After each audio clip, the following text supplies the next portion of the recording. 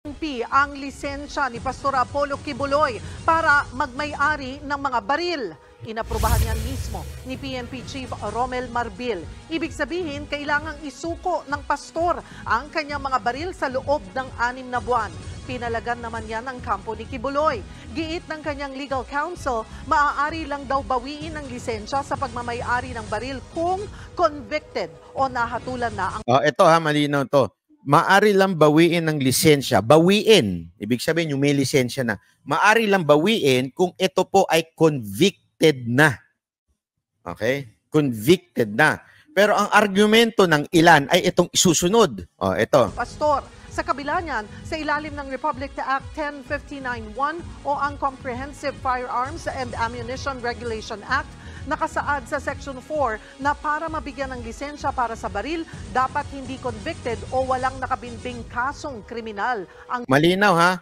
Baka sabihin ng iba, tingnan mo, may batas naman ha. Hindi ho, ang sinasabi dito, requirement para sa pagkuha ng LTAP, yung tinatawag na License to Own and Possess. Ibig sabihin, kung kukuha ka pa lang, bawal ho yung meron kang currently may pending criminal case.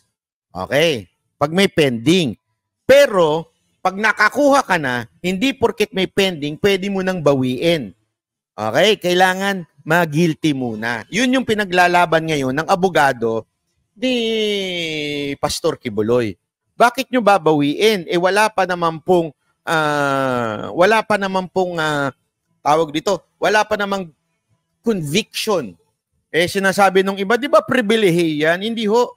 Alam nyo, meron ho rin tayo sa batas natin na we have the right to self-preservation. Meron tayong karapatan din na proteksyonan ng ating sarili. Karapatan po natin yan.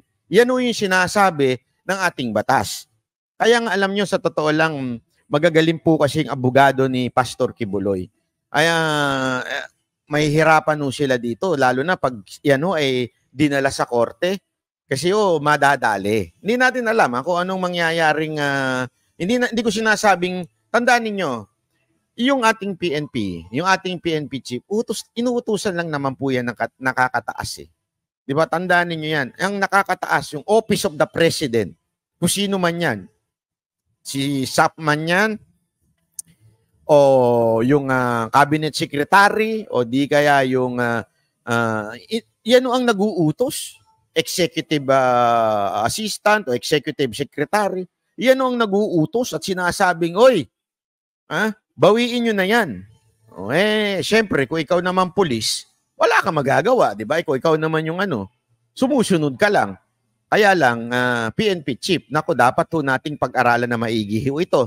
Kasi pag yan nilabanan ng abogado ni Pastor Kibuloy, naku po, yari tayo dyan. Malamang, sabi nito, utos ni Abalos. Naku po, Abalos, ikaw na naman. Lagi ka na lang bida-bida, ha? Ano ba talaga? Ikaw ba may-ari ng Jollibee? Gun owner. Wanted si Kibuloy sa mga kasong child abuse, sexual abuse, at human trafficking. Mga kapatid. Ayan. So, mukhang talagang grabe na ho ang panggigipit sa lahat ng mga oposisyon ngayon. Yan nangyayari from the rally, from the governor, bigati na ho talaga. Lahat ng makikitang masasagasaan nila, makakalaban nila, kailangan ho nilang talagang ito po ay iligwak. Ika nga. Sabi nga nung iba dyan, gargarin.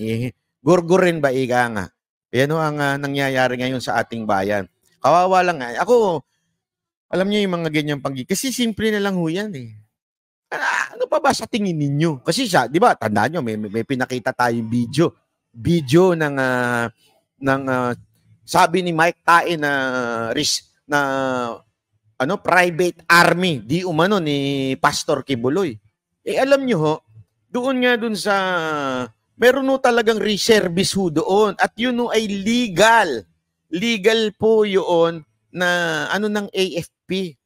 Hindi naman po sila pwedeng maging reservist o mag-train ng reservist doon kung hindi yun hinahandle ng AFP.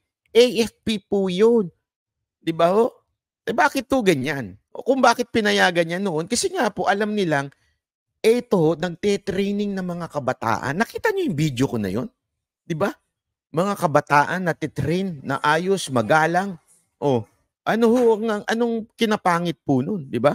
Okay, siya naman mag-party-party, mag-club-club, uminom.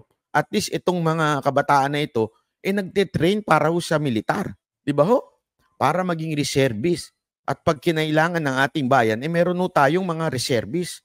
Sa bagay, mga kutang inang komunista kayo Kaya ayaw ninyo. Yan ang katotohanan Kaya kayong mga oposisyon, yung mga patay gutom na vlogger dyan, kasi sinusuportahan niyo yung mga komunista kaya ayaw nyo ng reservist.